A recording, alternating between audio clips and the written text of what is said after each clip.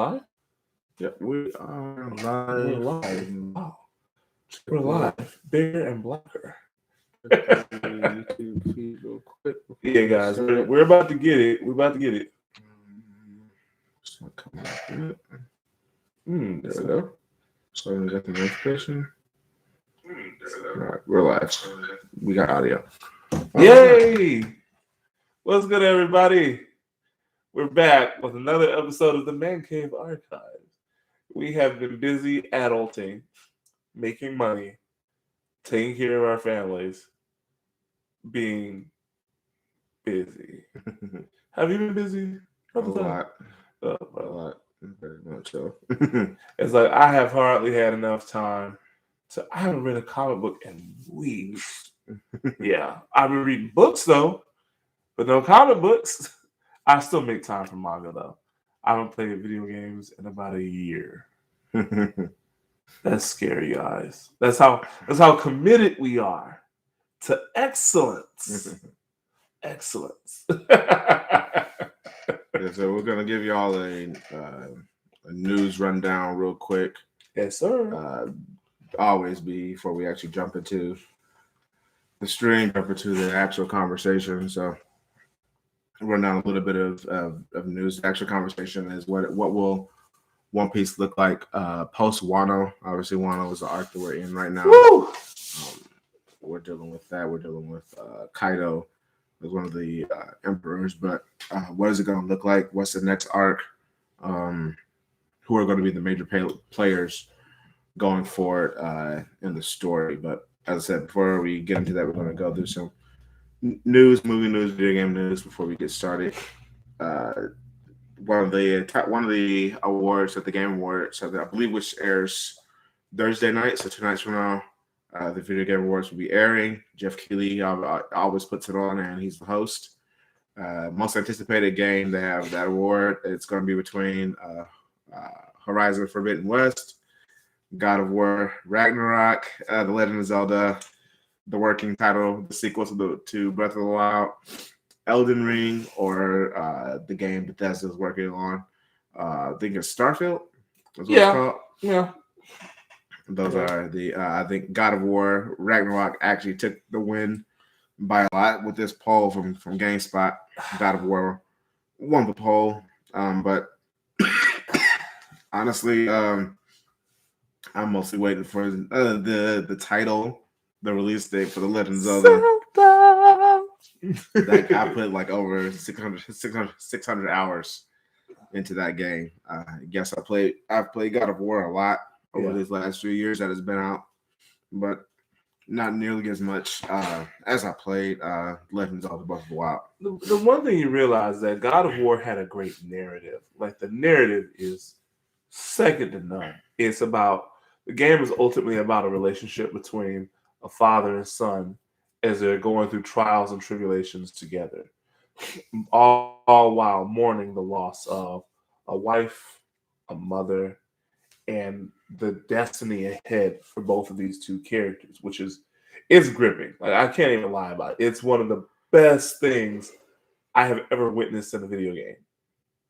Having said that, Zelda was a revelation when it came to gaming. Like we're talking about game design that's second to none. Nintendo is one of those companies that when they say they're going to put their back into it, watch out, because the way we play video games is going to change forever. Yeah, it changed. I mean, guys, listen. It was so amazing. I was listening to my brother, Tim. Yeah, and he had told me. He said what he loved about it is that if he seen there was a place he could go on the map, he could go there on the map. And that was one thing. Even though I thought God of War was absolutely amazing, I think it is. It's the narrative is so perfect, but there's still always that, man, I wonder what's over that hill. In Zelda, I could find out what's over the hill. Yeah. A lot of other video games, you can't do that. Yeah. So when I tell you that my edge is toward Nintendo, not because of just I grew up a Nintendo head, but mainly because the game changed. Like it changed literally when they put this thing together. It was a piece of art.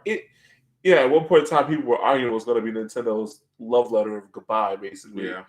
And when I tell you guys, they changed this whole thing up. Like, I could rant on it for days. But if you don't believe me, look, go out there, buy the game, play the game. There's a reason why this game got a 10 out of 10 on nearly every video game website. Second highest rated video game of all time behind Mario Odyssey, from what I've been told and what I understand. It's the second rated. So yeah, that's that new spot. Willem Dafoe talked about his costume for Green Goblin. If you've seen it, there's two versions of it. There's him in the suit, and then there's one with him in a hood almost with the body armor and the goggles.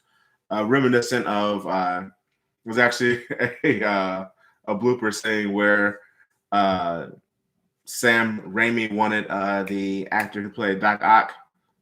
What's his name? It's right on tip of my tongue. Alfred Molina. He wanted him to put more into the role. So on the scene where Doc Ock is advertising what the arms can do and what the energy would actually look like turned on. He wanted him to do more for the scene, so he actually brings in Willem Dafoe in that scene to actually play as Doc Ock. And so Alfred Molina walks in on it. And Willem is doing the part, and Willem has on the glasses. I mean, on the goggles. So the actual hooded green goblin that we're going to see in this one coming up in No Way Home is actually a playoff of what Sam Raimi had Willem do all those years ago. So that's just a callback to that. If you've never seen the scene, go and look for it. It's a really good scene. It's really funny to see Molina's reaction to seeing Willem Dafoe play his part as Doc Ock. In other news, Vincent D'Onofrio congratulated Charlie Cox on being MCU's Daredevil. So this confirms the rumors. Charlie Cox is actually seen on set now, which actually there's actually been a rumor leak. I don't know if you're sensitive about spoilers. They've been around for months though, but there's going to be Charlie Cox is going to be representing Peter Parker in the movie. When Peter Parker is found out to be Spider-Man, Charlie Cox is going to have to defend him and get him off for being exposed as being Spider-Man, aka the Segovian Accords, if that's still around. The 5 years after Endgame, if that's still in place, that's why his character will be in Far From Home. And plus again, Marvel did come out and confirm that he's going to be returning as Daredevil. And then Kevin Feige talked about how a lot of the other members of their individual shows, obviously Luke Cage, what's her name?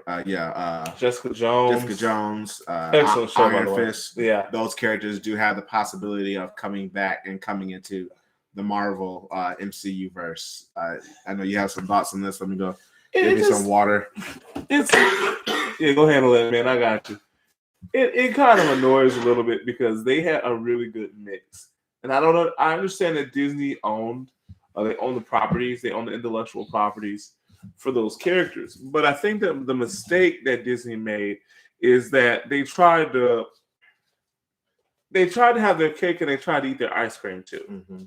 So it's like a prime example of what I'm talking about.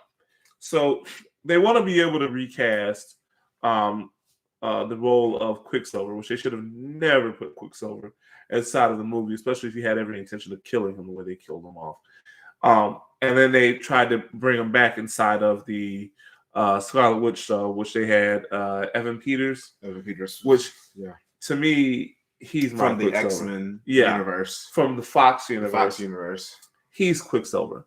Yeah. He is Quicksilver. Yeah. I'll say this one more time. I like Aaron as much as the next guy, but I think Evan from not First Class, but the sequel, Days of Future Past. Yeah.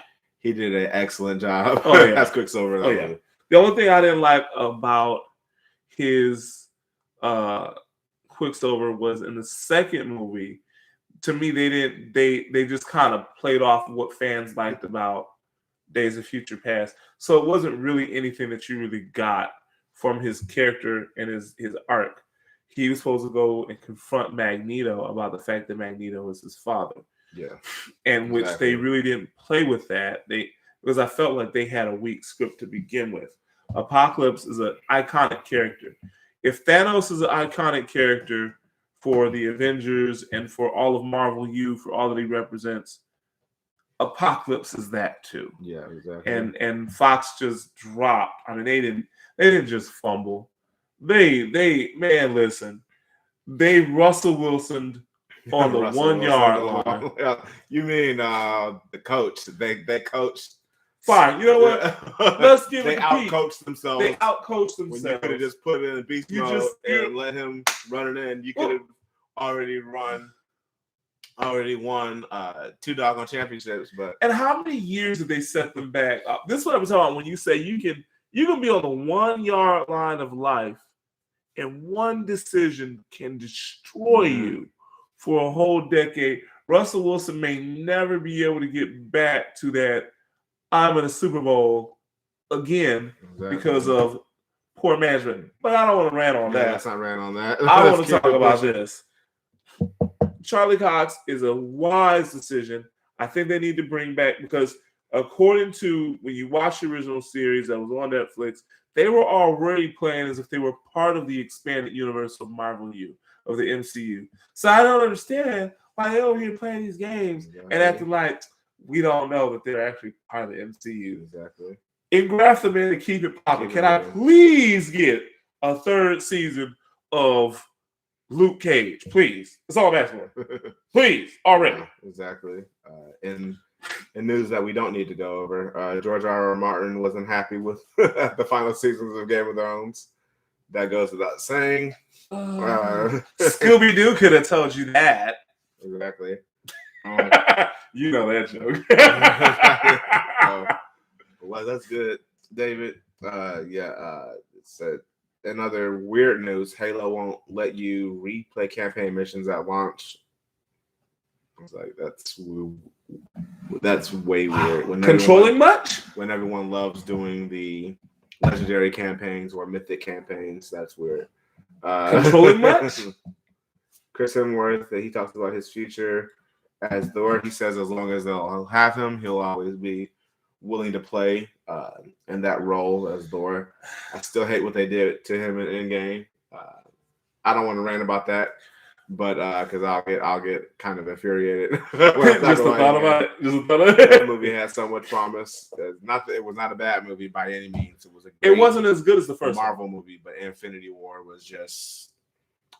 It's not even that, it was just more serious. It was the tone of the movie. They knew where to throw in jokes. Obviously, you had, Thor come in there and talk about how, Cap copied his beard, when he introduced him to Groot, or when Rocket Raccoon gave him the like false eye, and he was like, you don't want to know where I had to like hide that at. You know exactly what he's talking about. Weird humor like that, totally fine, totally okay. But to take a character and augment his body for cheap laughs to diminish the seriousness of what Thanos did to him, not just him, look at it again. What did that Guardians? The characters that really had a vendetta that Thanos directly affected. Thor, Nebula, Gamora, and obviously, yes, Iron Man. Those 4 really, obviously Wanda got her due. She almost beat him by herself. So they gave her shine. But specifically when it came, and obviously Iron Man was the one who ended it all. I am Iron Man, the snap. But Thor didn't get to really get what he deserved in that movie. He deserved his one-on-one. Just like everybody else did, not to get sunned, not to get whooped as they had him in the movie, because he's out of shape. This is the Thor that took a star to to his body to create Stormbreaker. A sword, a axe that could directly go against the gauntlet.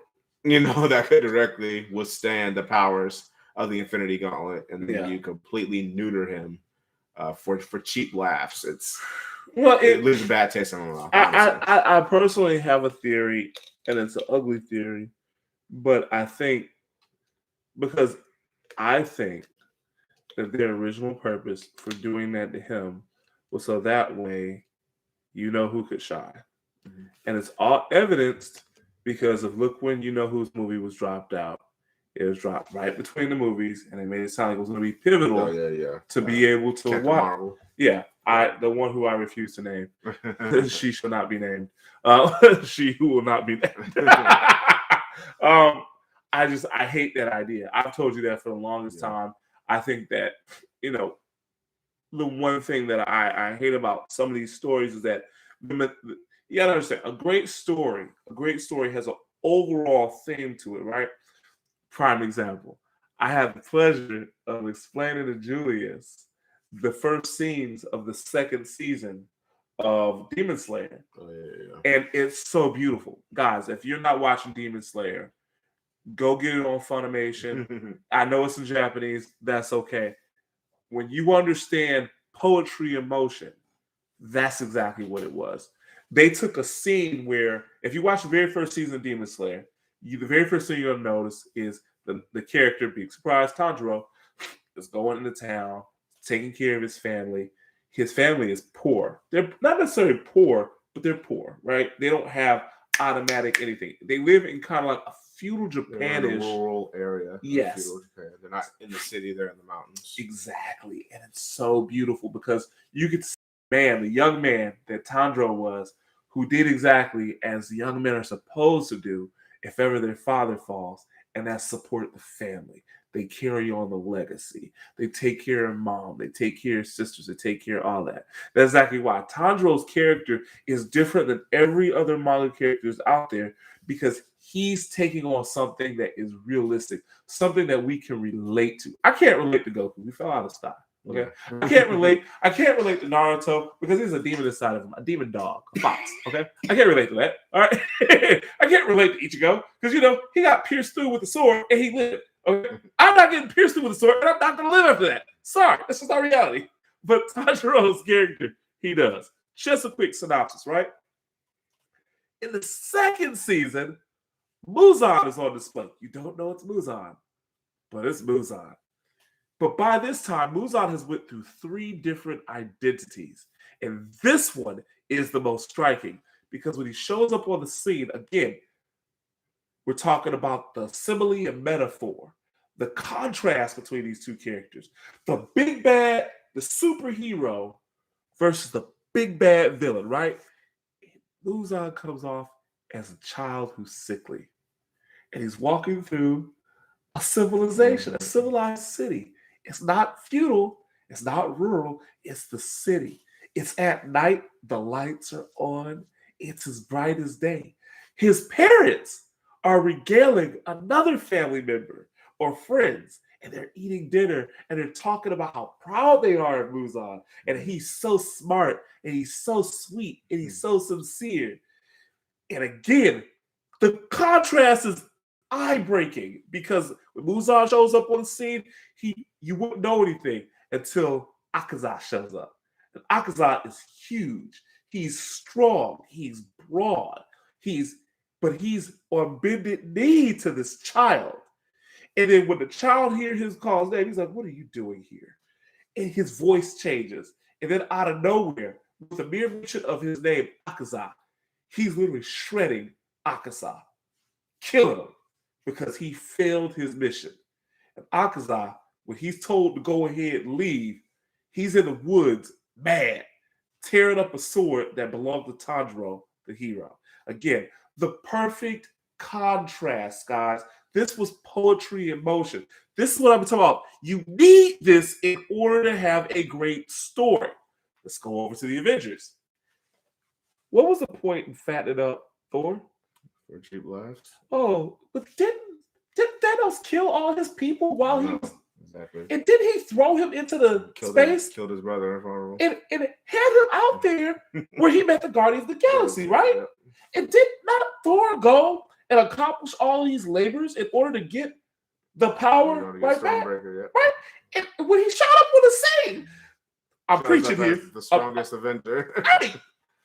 Hey! Turns the tide of the battle in one scene. They're on the brink of defeat. Thor shows up. Have no fear. Thor is here. He's like, you want me to drop the hammer? I mean, Tom Hunter, he has Thanos on the ropes.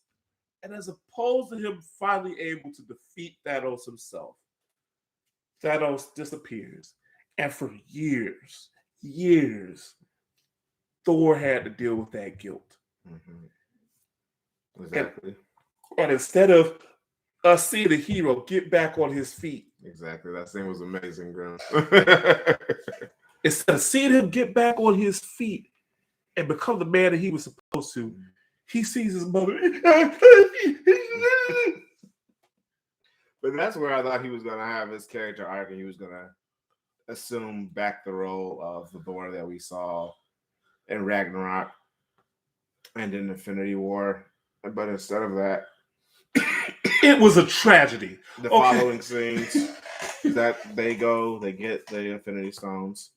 I appreciated it. Yeah, exactly. I did appreciate his depression in Infinity War. I love the scene between he and Rocket Raccoon when they're talking right before they go and meet the dwarf to make Stormbreaker, because you can connect to him in that scene. Yes, but it's like, who doesn't understand sorrow? Exactly. Who doesn't understand? A man who just lost everything. Everyone understands that. Everyone can relate to that character.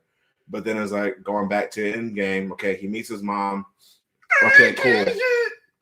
And then it comes to the scene. Okay, who's going to do the snap?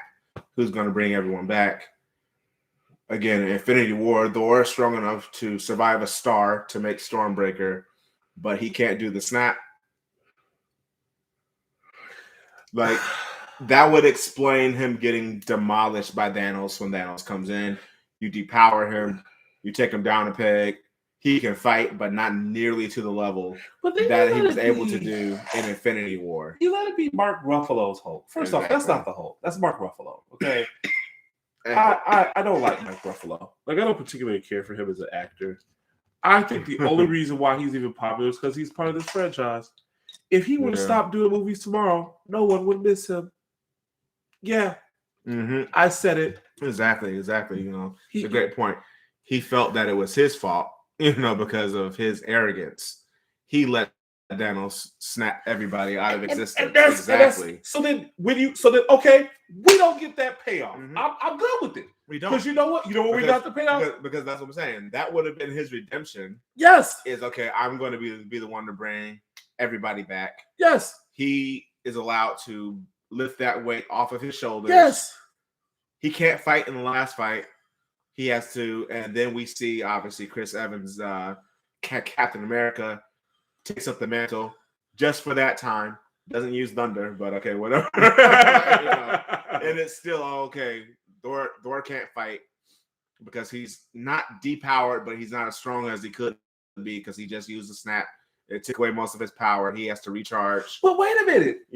Cap does it. This is where I think I'm gonna reference Kanye West. He said, "Where's the redemption?" Right? Exactly. Where's the redemption? My thing that annoyed me was that Thor is now rearing to go. He's like, so we're gonna go kill him, right? Mm-hmm. And I'm like, oh, exactly. Okay, so we gonna see. Then you show this super cool scene of him using both hammers. Getting his powers back, putting on the suit, suiting up. Go ahead. And then you give him a beer gut. The whole movie is like, okay, it's funny the first time you see it, and then because it was like as I was watching the movie, I'm like, okay, when is Thor going to go ahead and sober up? When is Thor going to go ahead and sober up? Okay, he met his mom, cool. When is Thor going to go ahead and sober up? Okay, y'all, this joke has been going on for an hour now. When is Thor going to sober up? You bring back, you have the redemption for Tony Stark, because Tony Stark was mad at them because he's like, I told y'all this would happen. Y'all didn't listen to me. But then he comes back because he makes the machine that can time travel. So I was like, okay, cool. Chris Evans comes back.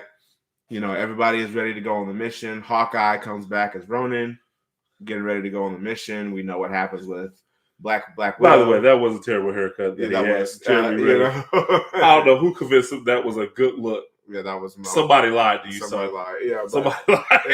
like, you know, you have all of these payoffs for everybody else, but it's just Thor never got his payoff in Endgame.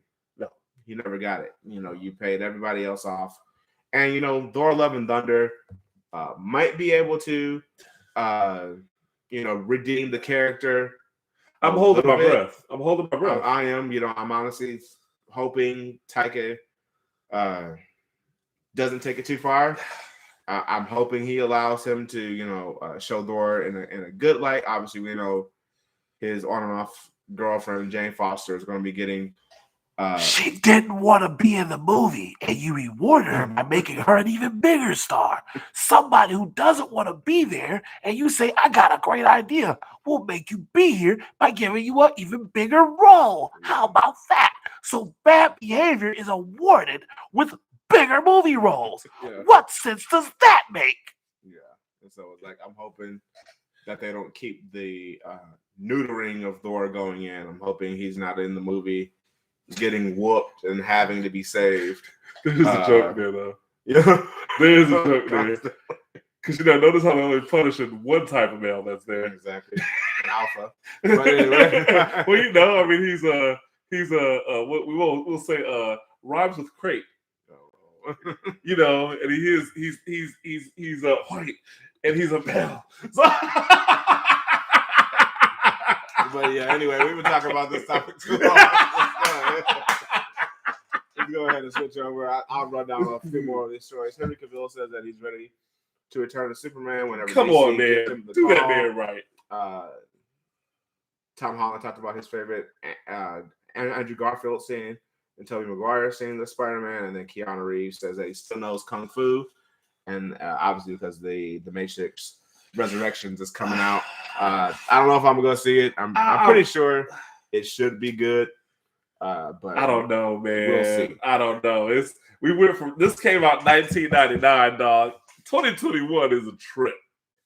It's a trip. I mean, Keanu, he has been in shape. Obviously, he's been playing in the John Wick movies, so I have no reason to deny his martial abilities. They're more than likely still attack. Obviously, though, they will be using stunt doubles and wires. Yeah, more than likely in the movie, like they did in the past. So I don't expect him to get out there and be looking like Jet Li or Jackie Chan, because even Jackie Chan doesn't look like Jackie Chan anymore.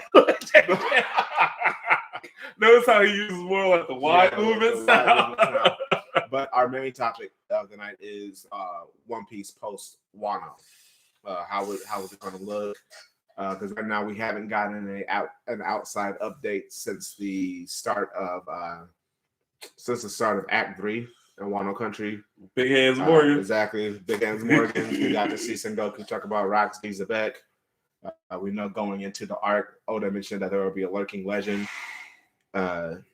You know, that would hinder the Straw Hats' adventures going forward. A lot of people think that is just Kaido, because he is one of the legends from the past. He was there 40 years ago when Rocks D. Zebek was defeated at God Valley, while Roger and Garp, for whatever odd reason, were protecting the Celestial Dragons from Rocks D. Zebek. Rocks D. Zebek seems like someone who knew the actual history of the world, and the world government erased him from. They put out his light. Even in Act 3, we saw the scene of the Celestial Dragons bowing down to Emu, asking them, "Hey, which light do you want us to snuff out next?" Wow. And so we also have it to where Sabo, I believe he got framed for the murder of Nefertiti Cobra. I believe that's what the royal government framed him with. I don't necessarily believe he's captured again, because that would be Rescue Ace 2.0. This time Sabo or Nico Robin. Or Nico Robin again. But if he is captured, because this is we were talking about it off stream, but the conversation got too good. So I was like, let's go ahead and stream. So that way we can keep these thoughts. Yeah. But the conversation came up that if Sabo is in Mary Joie, then the Straw Hats would detour to that area. It's like, I don't want another Sabo. I don't want to rescue Sabo thing either. But it would play into Doflamingo's Throne War speech, right? Because Dofi brought up he was like, who's going to rule the seas? He mentioned the worst generation, the Yonkos, the Marines, the royal government. But then he mentioned that the Celestial Dragons will be getting pulled down from their high horse pretty soon. We know that Oda has now introduced Emu, the actual king of the world. So the facade that the 20 kingdoms rule the world is just that. It's a facade. Is actually just Emu, who uses the five elder stars, aka celestial dragons, celestial dragons, to do his bidding. They've done away with the Shishibukai system. They've now brought in the SSG. We know that Smoker and Tashigi were on their way to deliver the kids to Vegapunk from Punk Hazard to see if he could help them out. We've met two of the scientists who were with Mads. We believe Caesar Clown is the third one. So we've typically have met all four scientists who were in Mads, being Vegapunk, Judge Vince Smoke, Caesar Clown, and Queen the Plague in Kaido's crew. Wow. And so even in the last chapter that I went over on Sunday, we saw Queen replicating the moves that the Sons of Judge can do. We saw Sparking Valkyrie or Sparking Queen. We saw Henry Blazer or Henry Queen, and we saw Winch Queen or Winch Green from Yonji. He didn't display Reiju's moves, but we know Reiju's some of her powers do come from a devil fruit because she ate one. But we saw him use Stealth Black, which is supposed to be Sanji's raid suit ability. Yeah. So and then as I went over, Queen assumed Sanji was just moving at high speed. That's why he couldn't see him. But we know the very first time Sanji disappeared, he disappeared with the same sound effect that Shiryu of the Rain.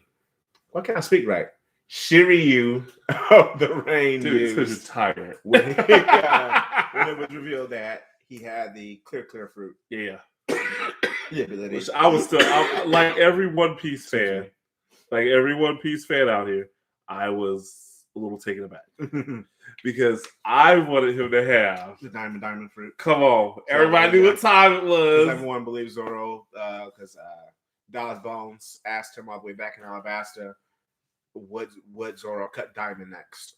And so Zoro was like, that would be Zoro said something akin to that would be a waste or something like that. But that was always the case that a lot of fans thought, okay, Shiryu would be the one to get the diamond fruit.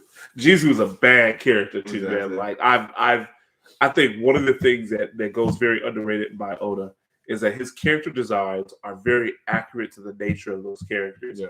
And I think it's because he actually takes his time with drawing those characters. It's to me, I feel like Jozu was cool. Yeah.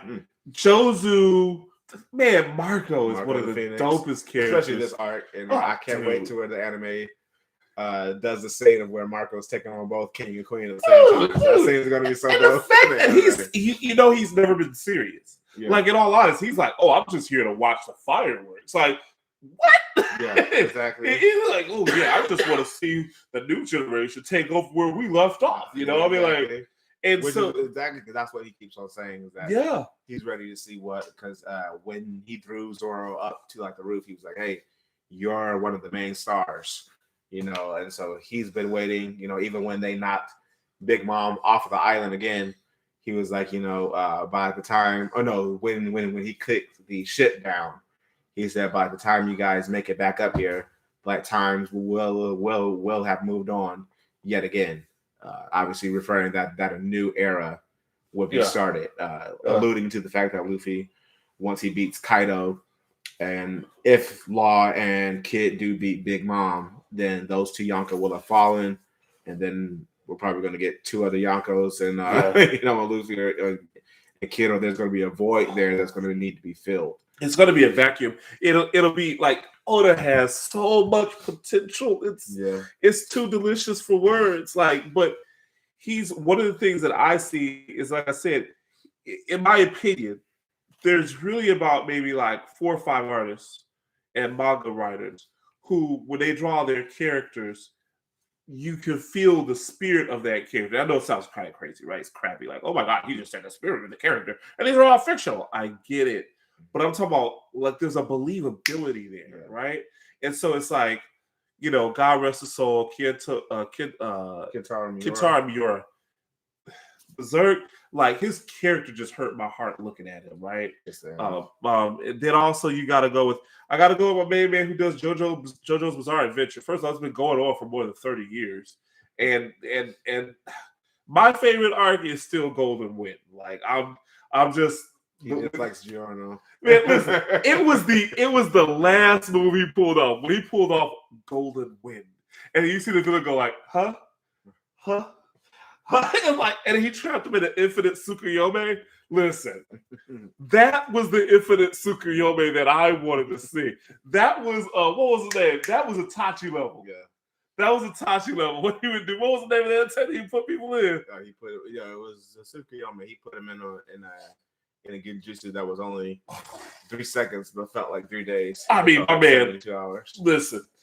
Torture him. Itachi was next level bad. Like he's so bad, he stands outside the manga. Like and then it's like obviously you have Oda. Oda is excellent. Like I really felt like once we got beyond, I want to say heading into the Nico Robin arc, where we started seeing Luffy pull off like Gum Gum Bell in a whole other way. Like that was when he decided to go on and elevate the Straw Hats. And you're saying that now on this arc, that was when they declared war on the world government when Usopp shot down the flag of justice at Eni's lobby. That was the first time the crew actually went after the world government, even though they had bounties. They had never made a move against the actual big players of the world at that time.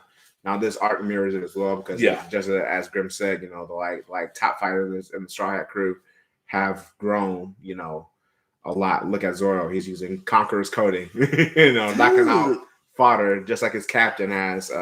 Luffy put Kaido on his back twice with Conqueror's coding as well. Look at what Sanji just did in this last arc, and this last chapter. He said that he's able to make his flames even hotter, and he came up with a new with a new move. Ifrit.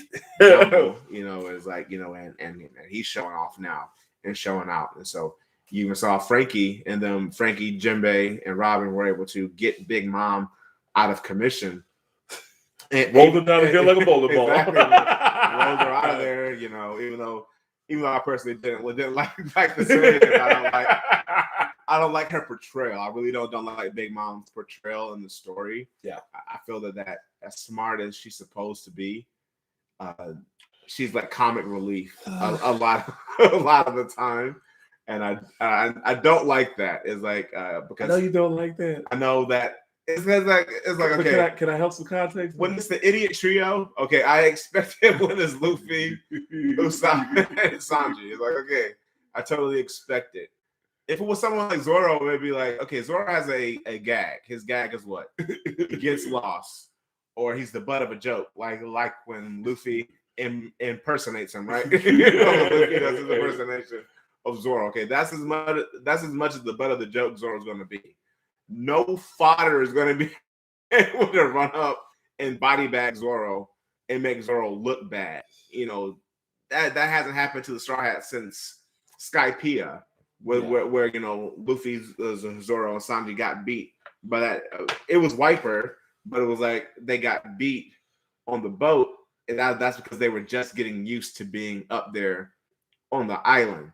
But it's like Big Mom, she's a Yonko, she's one of the 4 rulers of the New World, and so to constantly see her, get knocked down a waterfall, amnesia, get rolled out of Onigashima like a bowling ball by Nico, Robin, Jinbei, and Frankie.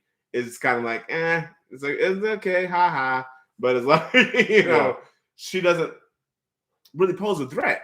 It's like, it's not like Kaido. It's like, when I see Kaido, it's like, dang, how are they going to beat this dude? Yeah. It's like, with Big Mom, it's like, okay, I actually believe that they could beat her. I'm probably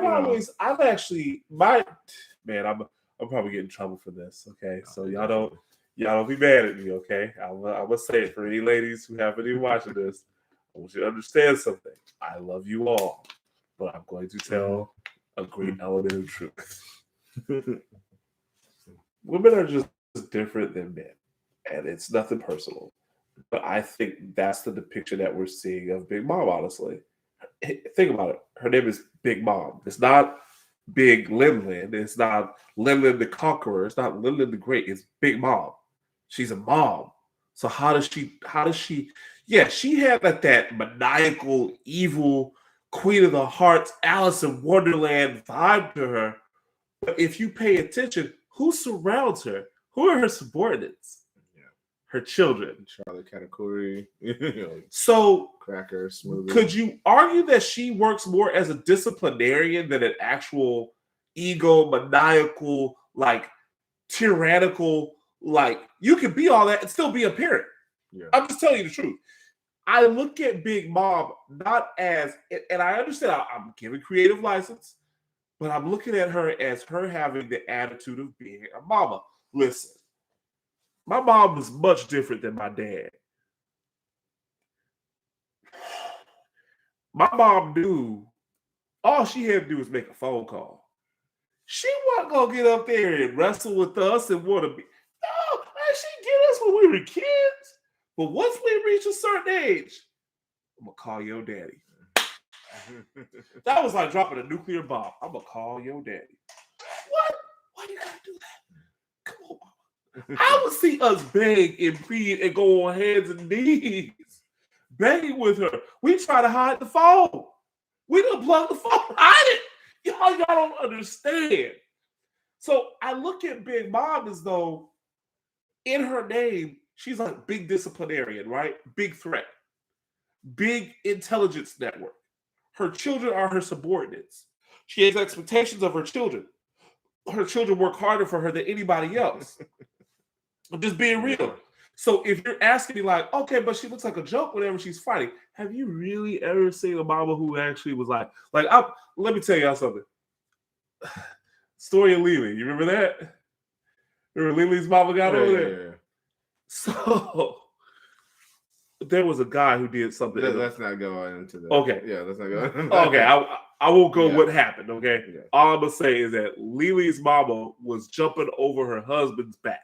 Yeah, her husband was like 6'8", and she's like jumping over him. Over his back. She tall too. She like at least 6'3", 6'4". But she's over here jumping over his back to get at somebody, right? And they try to get inside. Money trying to hold her back. And then he just turned, he like, hold up. And he going in there handling business. But the whole point is she spent all that energy jumping over his back. And he spent all this energy holding her back to where when he went in to go do his business, he handled it real quick. But thinking how much energy she expended, she overexerted, she overdid it.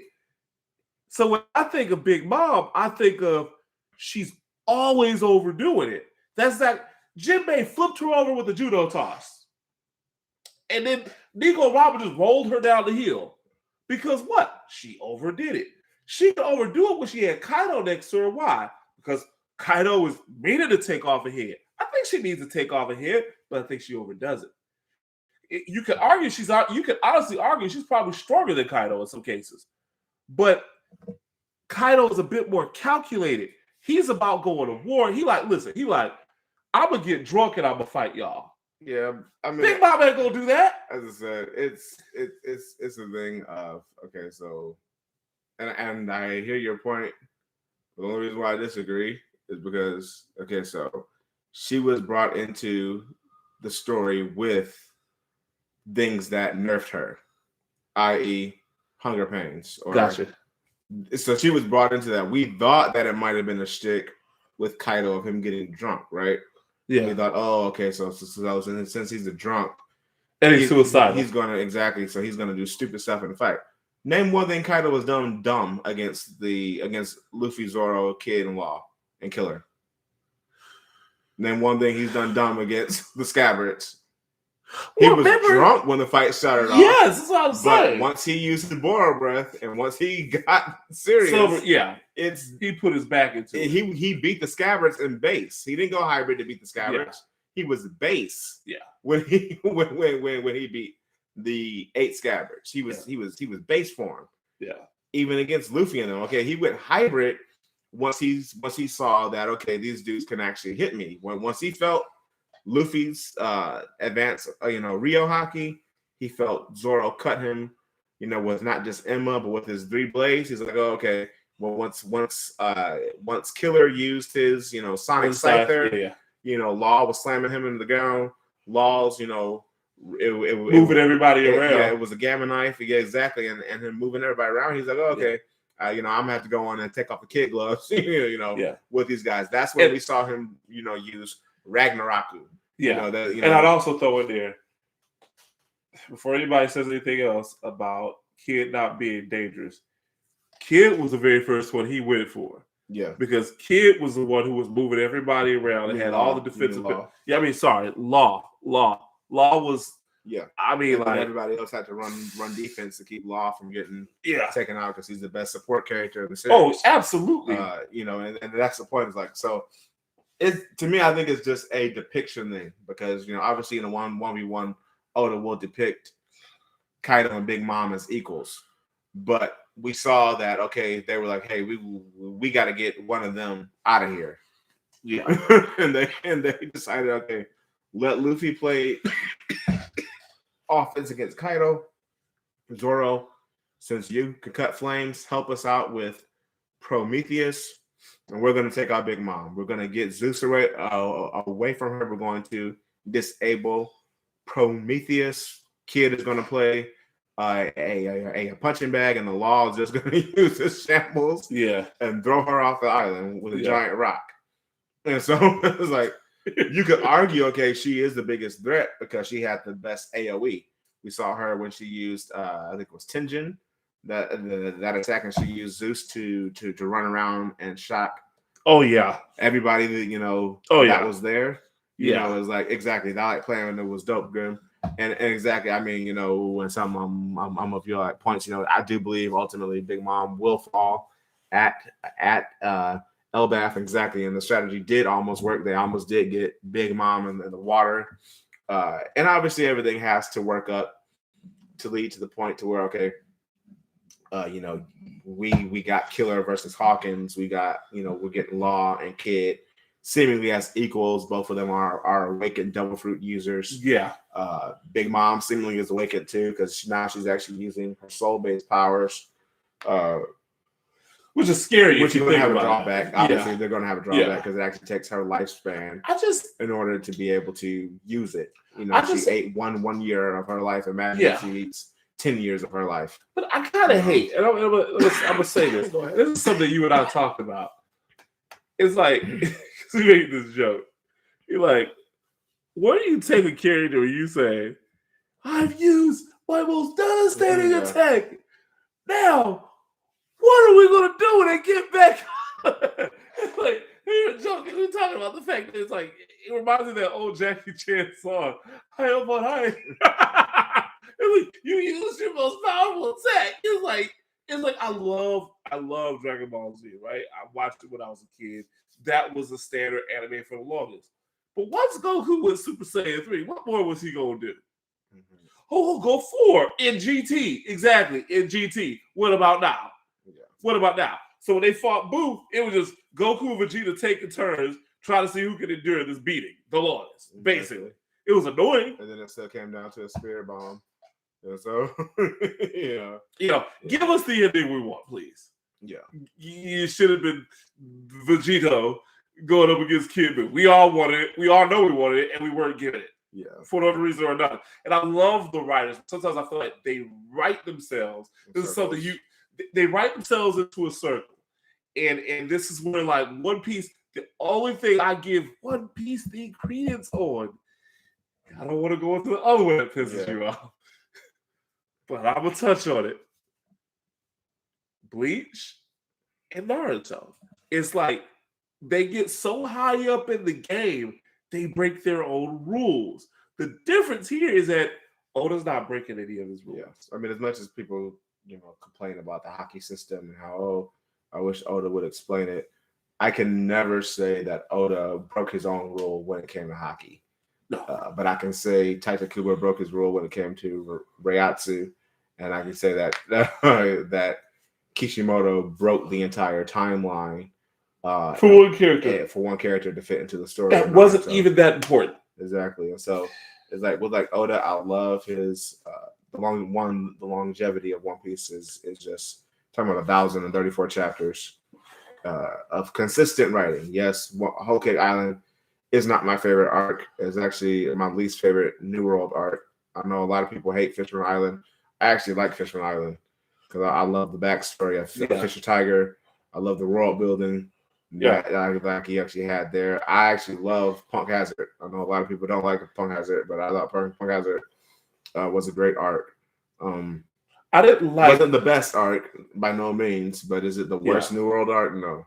I didn't like much of Dressrosa until we got to the point where Sanji was talking to Violet.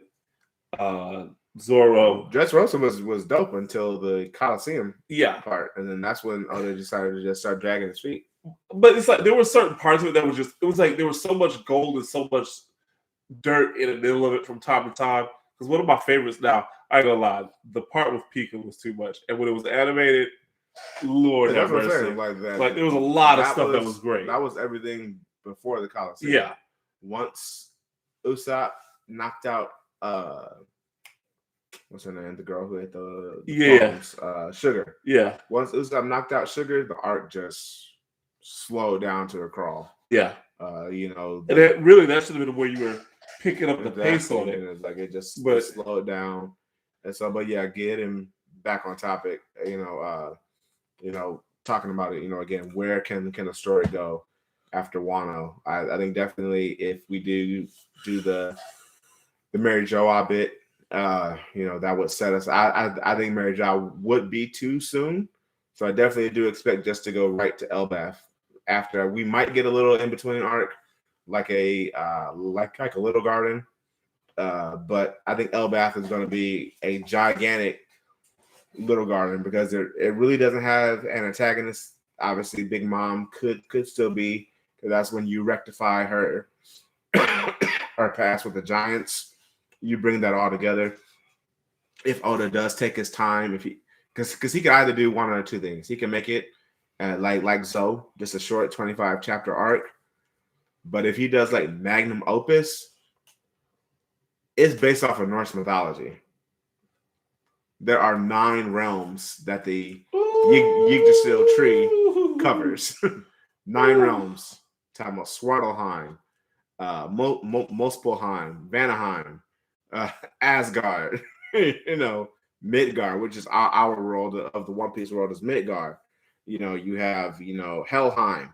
There are like so many things that Oda could touch on. Does this tree stretch all the way up to the very earth, aka where Inaru is at? Does it go into outer space? Yes, it does. Will we get, so since they're talking about Lunarians with King, do we take the royal tree all the way up to, because in one of my favorite games, Tales of Symphonia, there was a mirror world. You had the regular world with Silverant, and then you had Tetheala.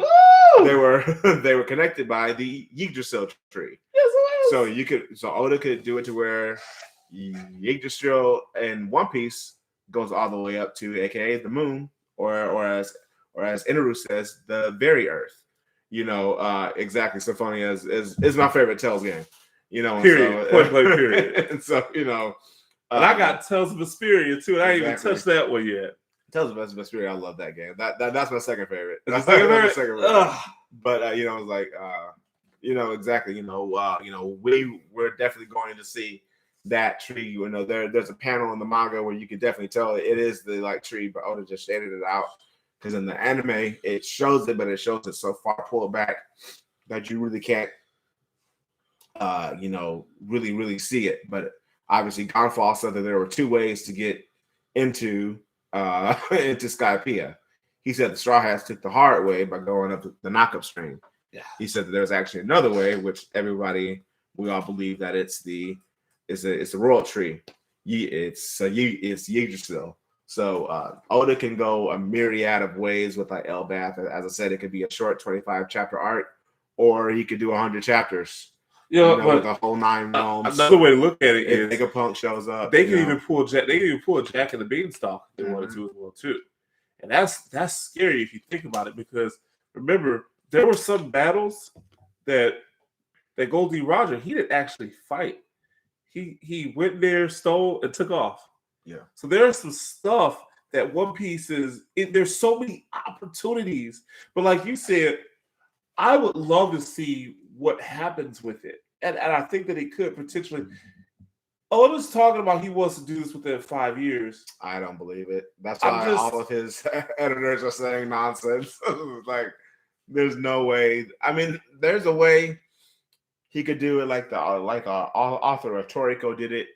He was supposed to do the 5 arcs of Pangea, but he just ended up condensing it all because Shonen Jump was like, okay, wrap it up. So there was supposed to be, the whole Pangea arc, but he only gave us, I think, News was the only one that like, he actually gave us an arc for. Yeah. If you understand Pangea, it's the telling of how the world used to be together. Yeah. But then it got all split apart. Yeah. We're not going to go into that. But because that's one of the things in the Marriage-Wa Castle. One of the rooms is called Pangea. Dude, so it's just there's so many ways that he could go about this that it's like I see nothing but great opportunities. But I'll tell you one thing. I don't know if Hunter x Hunter will return by the time this series is over. Hunter x Hunter, right? The fact that Togashi said that he's thinking of getting assistance finally after 3 years with like Hunter x Hunter, it's like, dude, your wife was the mangaka for Sailor Moon. Like, Sailor Moon, dude. What are you doing? What are you doing? You got the perfect assistant right there. You got one of the greatest manga writers, and if not the greatest, one of the most influential. It's not ending in 5 years, in my degree. Yeah, no way. It's too much story. There's no way you could do Elbaf, Marriage-Wa, The Great War, because Oda said the ending war is going to make Marineford look cute. There's no way that Brook goes back and meets Laboon at the entrance to Reverse Mountain in 5 years. There's no way that every Straw Hat accomplishes their goal, that soon. That would be like, but we off stream we did bring up the thought that because everyone obviously everyone's talking about how like each arc kind of mirrors the other arc in a different way. Dressrosa is the arc of if Crocodile won, you would because Celestial Dragon was actually ruling Dressrosa, aka Dofi. So you see, what was it? Whole Cake Island was it was the Bark on steroids. Yeah. And now you have Wano. There's 2 parts of it. There's the Wano main island, then you have to go over to Onigashima to fight the actual main boss. Water 7, Enies Lobby. And so obviously people are saying that if we do fight Shanks, it's going to be like a Davy Back fight, aka Long Ring Island. So we brought up the fact if it is a Davy Back fight and if it's just individual fights, we could, and if like a lot of fans have speculated that Mihawk is with the Shanks Pirates, now he's with the Red Hair Pirates. Yeah. Since the Rogue Government's coming after him. And not that he's running away from them, because he said he was itching for a fight, but if he is with them, and if it's a Davy Back fight, then you can go ahead and get Luffy versus Shanks, and you can get Zoro versus Mihawk right there. I would honestly love to see that conversation, though, and I pray that Oda has been writing this conversation between Luffy and Red Hair Shanks a lot longer, because it's kind of like one of the things that I'll say is that, and this is just a general assessment about the difference between manga writers, comic book writers, and novel writers. Novel writers do not have the artwork of comic book writers or the artwork of manga writers, right? Yeah. Comic book writers, they put such an emphasis on words, they might as well be a novel. Exactly. So you have wannabe novel writers. Yeah. If wannabe novel writers want to write, like, I love Chris Claremont. I do. He's one of my favorite X-Men writers of all time. But y'all go read the X-Men 90s comics with Jim Lee. Jim Lee is putting on a clinic of epic artwork. And Chris Claremont is putting his word bubbles all over the artwork. Yeah. It's like you didn't have to do that. Like one of the great things about what I loved about reading like Scott Snyder, they're just contrasting Scott Snyder and Grant Capullo, is that he never overdid word bubbles. He let the art speak to you as the reader and also the viewer. So Yeah. that's why they had such a great and terrific run with Batman. They did the whole new 52. And then on top of that, they've done the Dark Knight's metal and the heavy metal with our death metal with DC. But then let's go over to manga. There's an opportunity here to perhaps almost take it too far. But I think that's one of the reasons why Oda was saying, hey, I would like to do 25 pages. I don't want to do And 17. that's such a huge thing because, like, I don't know if y'all read or looked at the last SBS, or like Sandman and them translated, but the fact that Oda would love to do 20 to 25 pages, but Shonen Jump is limiting that. That really bothers me because there are chapters that you can definitely tell, hey, this was supposed to be longer. Yes. This is supposed to be a longer Yes. chapter. Yes. And but or you get the ending at the beginning of the chapter, and so the ending doesn't fit. It doesn't fit. It's like this is off. There have been a number of chapters in arcs like Dressrosa, Whole Cake Island, and the side of and now even in Wano, that like you're like because like the Who's fight. If it was classic One Piece, because I believe classic back in the Water 7 arc, those chapters were 22, 24 pages long. That's why you could get Zoro versus Kaku in 2 chapters. That's why you could get even one of the more recent fights. Because think of if he could have articulated Katakuri and Luffy in 25-page chapters. That fight's not that long. We probably could have, loosened up a bit on the wedding cake stuff, with Big Mom chasing the Straw Hats. That could have been more condensed if Shonen Jump was given him. And it's strange because he's I don't know, we've been seeing manga sales have been going down. The only real ones that have been hitting it off as of late has been Demon Slayer. Jujutsu Kaisen is number 1 of this year with like 35 million. Demon Slayer is 29 million. And then you have Tokyo Revengers at 23 million. So, Tokyo Revengers, man, that's crazy. One Piece overall has sold over 490 million copies. So you would kind of think Shonen Jump would give him more leeway to draw longer chapters instead of the 17 to 18 pages. Because even in this latest Sanji fight, it was 15 pages long. And it's like, some of the moves you couldn't really see. Like there's a move in Sanji's barrage, because it's the same barrage he put on Kurobe all the way back in Arlong Park. But obviously this time it's his exoskeleton. It's the advanced armament hockey, and it's his Ifrit Jumbo. But it's like the panels are kind of so small that you can't really see what Sanji's doing. But imagine if he's given those 20 to 25 pages to execute. Even Zoro's Conqueror's Haki, moment, even though it was a great moment. Again, think if he's able to do a double panel spread of Zoro using advanced Conqueror's Haki, King seeing it. Think if Oda could show it in that way, how much more we would get from the manga. So it's very strange that they're limiting his page count. At this stage of his career, I just think that was bothersome more so than anything, and I think they're trying to figure out ways to basically bring in because what they're basically kind of what I've heard is they're kind of blaming the fact that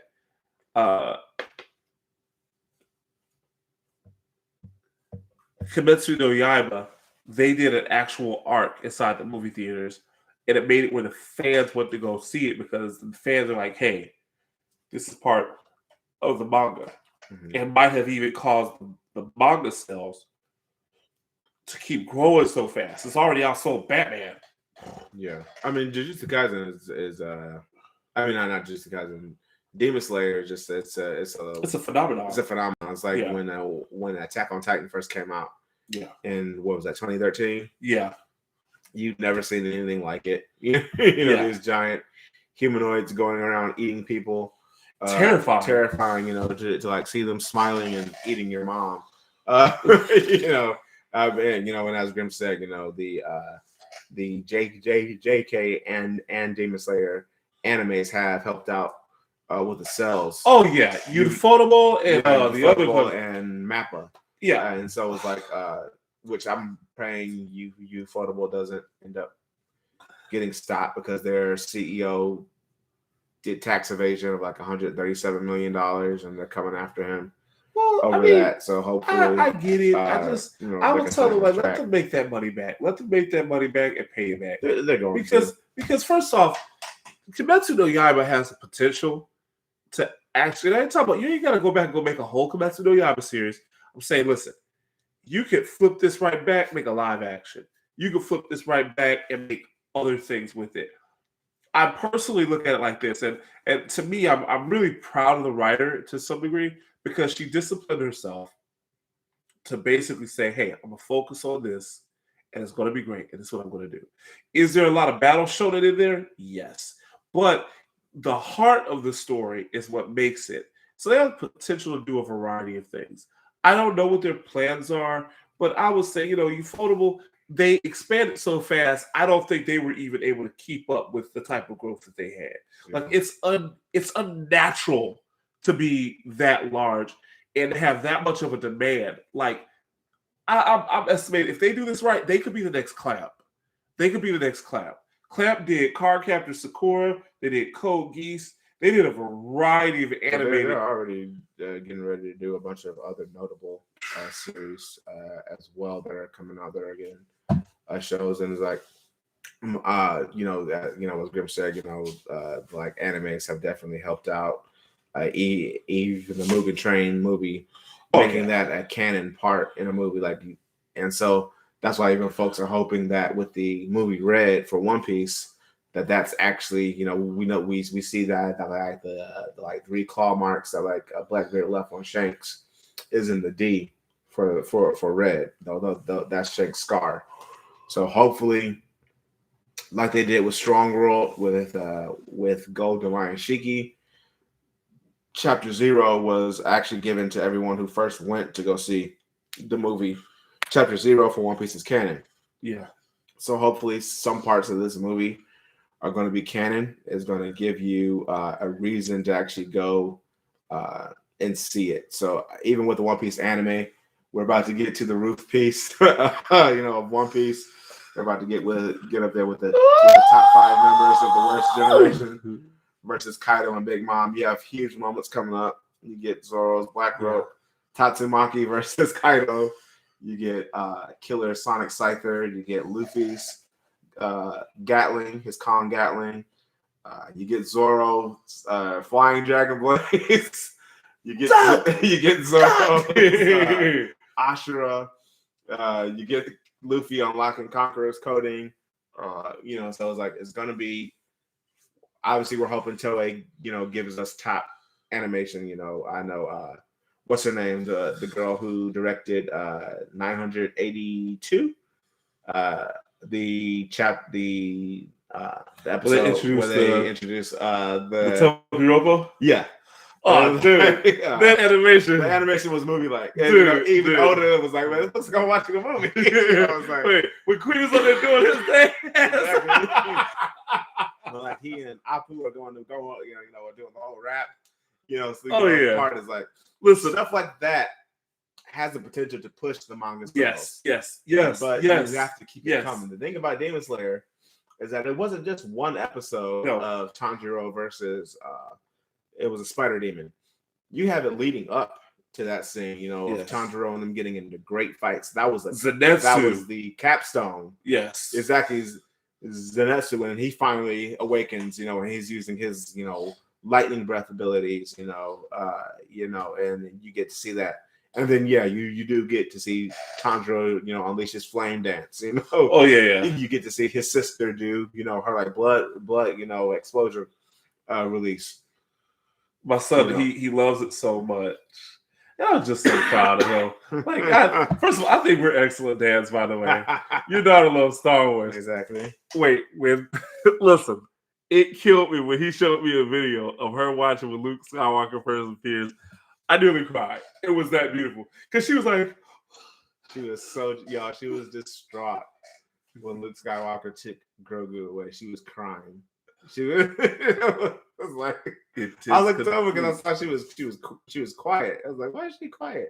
And I look over, she has tears coming down her face because Luke Skywalker showed up and he's taking Grogu away from Dinjarin, aka Din Djarin, aka the Mandalorian. And so, it's like, that right there, when it captures her imagination, because I didn't think she was going to get into it. yeah. Because I was watching it, she didn't say anything, but as soon as Most she saw of our kids, it was a scene where Grogu is sipping the tea as Din Djarin and what's her name are fighting in the village. That's when she fell in love with the Mandalorian, and then she went back to watch all of the episodes and stuff. If One Piece is able to capture, because I know years ago, Otis said he was out eating on Saturday night because cartoons air in the evening over in Japan. So they're prime time in Japan. He said he was out eating and he saw the kids not even eating their food, but watching One Piece, on the TV at the restaurant. Just like we like watch sports, at a restaurant. They're watching One Piece, and he said that's what kept him drawing One Piece past.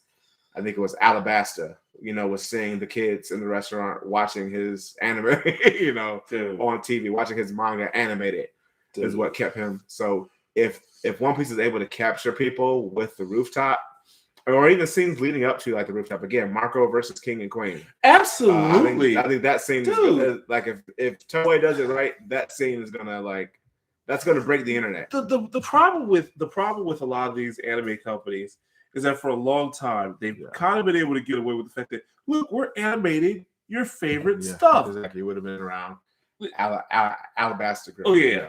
But we're animating some of your favorite stuff, right? We're animating some of your favorite stuff.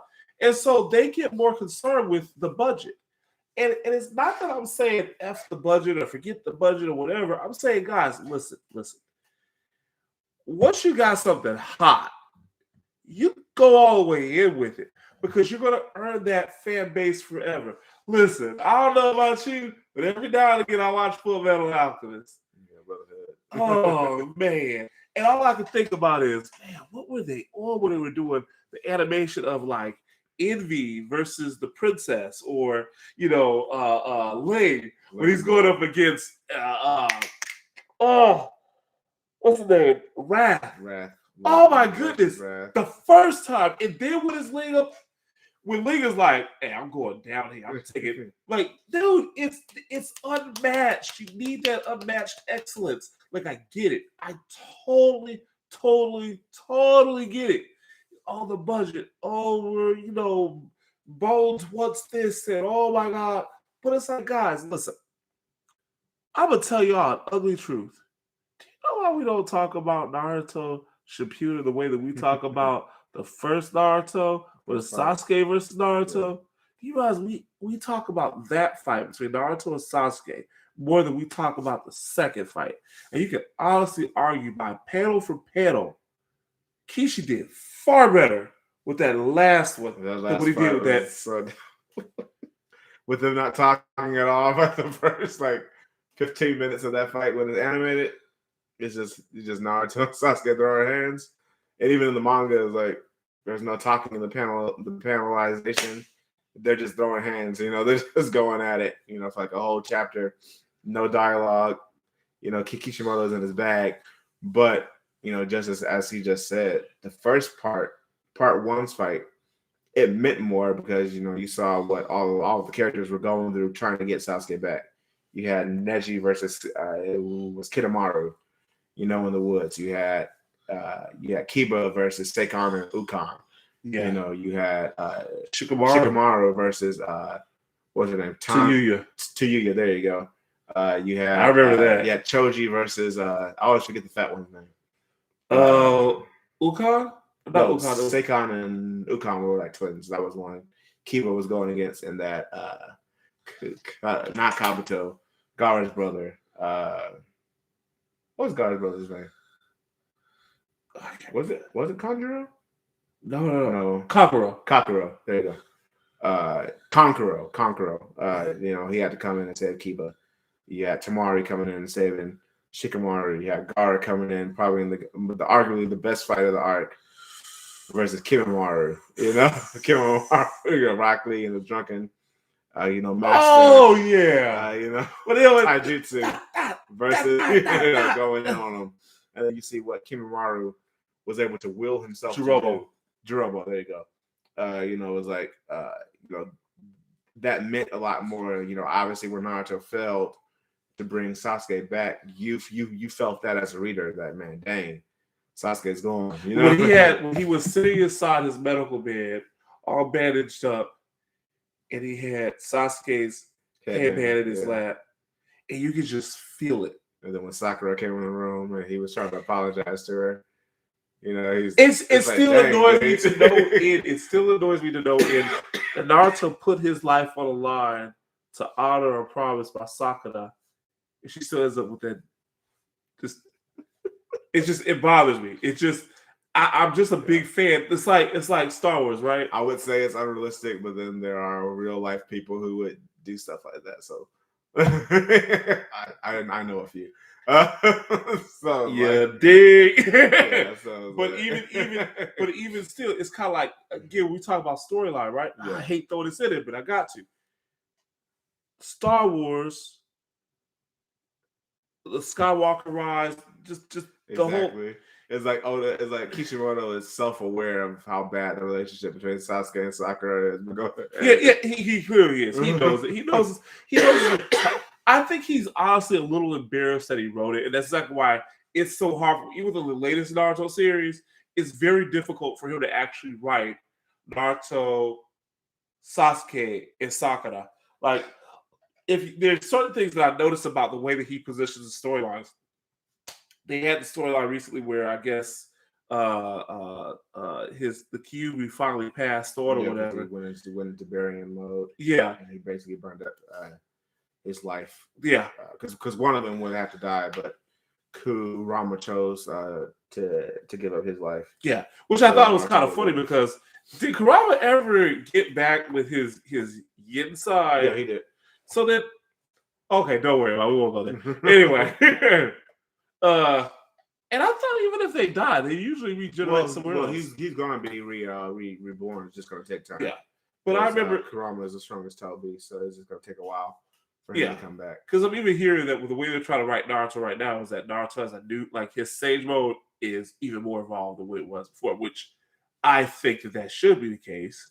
But again, let's not even go there because there were so many doggone plot holes with Naruto, and I felt bad for Kishi because now he's coming back and rewriting Naruto, or basically writing Boruto. Yeah, he's writing Boruto. He took over. Yeah, he was already the editor. He was already basically like editor, but now he's directly over the story of Boruto now. Yeah, which is kind of funny because they call it Boruto and still Naruto. Yeah. Anyway, but the most important fights are between it's the legacy characters that actually do more for that series than what Boruto does. Yeah, it's an unnecessary story. It honestly is. Yeah, it really is. I really felt that we could have ended the original manga with Naruto and Sasuke versus Madara, and then Naruto and Sasuke versus one another. Then, since you mentioned Kaguya as the progenitor, then you could have brought her in for Boruto, because you already mentioned her. So then we had a precedent, and then you could bring her in. But making Madara have a sex change and turn into Kaguya was just that's when the series just jumped the shark for me. It was like, okay, let's go ahead and get this over. To me, it was as bad as Fairy Tail's Grand Magic Games. That was how bad the writing was at that point. It was like, okay, let's wrap it up. I'll stay with like Fairy Tail. It was like, okay, I'm already too far in. I was in on E&D, which was just Natsu. I was already in Agnologia because of what happened on their island when he came there and blew everything up.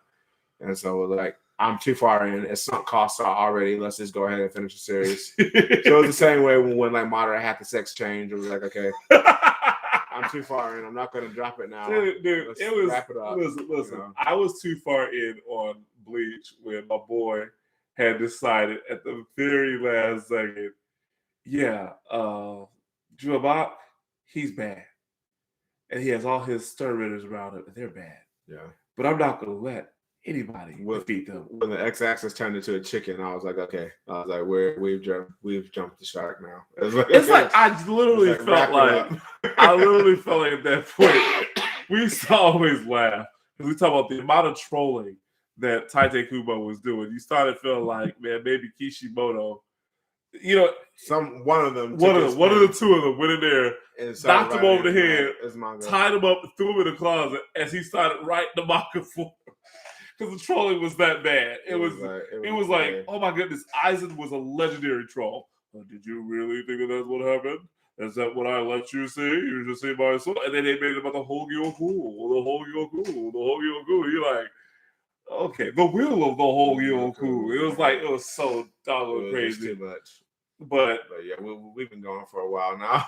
Yeah, I'm tired too, bro. But I'm genuinely had a good time. Oh yeah, of course. This has been a great conversation. As we were stating, where One Piece could go. Could we get a Davy Back fight type of arc next with Elbath? Can we go to Mary Joie? Are we going to go to Lodestar one day for Nami? Because we technically don't have to go to Lodestar because we know that Lodestar just tells you that you have to go find the red poneglyphs or the Rio poneglyphs. The royal poneglyphs to find Laftel or Raftel. No, it is Laftel. So it's like Oda can go anywhere he wants. I don't believe One Piece ends in 5 years. That's cap. I'm going to believe it when he actually writes it. As he said, even he said it in like interviews, he would like to end it in 5 years, but he kind of knows that it's impossible to even do that. So, but the thing about Oda is that he does have assistants who help him out with the manga, who like help him draw and help him do like storyboarding and things of that nature. So, because we know that for a while there, his health was a concern, and so I believe they have went ahead and made it a thing to where every month he gets a break, sometimes a 2-week break, so that way he can go ahead and get to finish the story. Because we know that was one thing about Togashi is that he, even though we crap on him for taking these breaks, he was admitted to an actual hospital because of his back. A lot of them. Even it's the mangaka for JJK. He was off for 4 weeks because he had a medical issue. Some people say he just caught COVID, but it seemed to be something else besides that. I'll even throw in this. I think that one of the things that's so hard is they're literally pouring in from their souls. Like I have to give it to their dream. Listen, I have to give those guys their roses while they're still around. Exactly. Because it's like they're not Americans. Like Americans, we're so spoiled. Like Scott Snyder write 52 comic books a month at a time while he's writing a couple other novels and whatnot. And then you got Greg Capullo who goes in there and writes about 32 pages. Yeah, but I mean, those are 32 pages, and we're so spoiled. You know what I mean? Like they're putting in ink, they're putting in coloring, they're putting in backgrounds. They're doing the most. And these guys over here in Japan, they're like, CG coloring? What's that? What's that? the first one we're actually hearing about doing that is Murata. Yeah. The one who's redoing One Punch Man for One Sensei. He's actually been talking about doing 3D paneling. He actually showed off a panel of Bang that he was doing in like 3D paneling. So he's like the first Japanese mangaka artist who's talking about 3D paneling. What do you mean? That's a month at a time. I get a month, and then I write. It's like Miyazaki when he didn't want to use CGI, in any of his movies because he felt that it cheapened the movie by using CGI. Because when I first saw Princess, okay, I thought the beast that like injures what's his name's arm. Yeah. I thought that was hand drawn animation. That was CGI. Like I was like, that look hand drawn. Like that look better than Gundam does. Because like some of the Gundam animes when they animate the Gundams, it looks super smooth, like a 00. That's my favorite when it comes to fights. Gundam 00 has every other Gundam. I won't hear you on it. if you say it's Wing, blasphemy. If you say Destiny or Seed, blasphemy.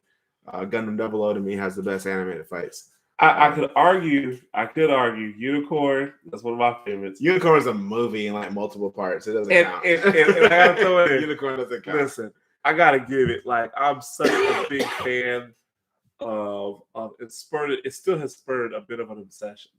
Red Comet is something special. That is listen. Thank you, Jesus, that I got to live long enough to see something like that. It's just his character, like the character is so charismatic, the feast of possibilities, all that stuff. Oh my goodness! Like this dude, I mean, he was. Oh, it got a little bit of us. Okay. Yeah, it was me. He bit the back of my ear. Oh, okay. She. Yeah, because the males don't bite. Yeah. Kind of like real life too. Anyway. On that note. End it off. Thank y'all for tuning in, everyone. Yeah, thank y'all for coming in, hanging around with us. Thank y'all for interacting. Absolutely. Likes and comments. Subscribe. Go to our please. Algorithm for our channel. It gets us out there with the shares and everything of that nature. So thank y'all for tuning in for us talking for over an hour and 26 minutes. But did it feel like an hour and 26 minutes? It really minutes? didn't. It kind of went by pretty quick. But and I was like, I gotta hurry up and go take a shower, and I gotta go wash my bandages for tomorrow. And look at that. Exactly. Look at that. Thanks for sticking around, Grim. You're always a real one. One of these days, we got to figure out a way to do this where all of our people get on board, and we'll try to do this. We'll figure it out soon enough. But in the future, that'll be something big. With that said, it's Man Cave Archive. We're out. Have a good night. Peace.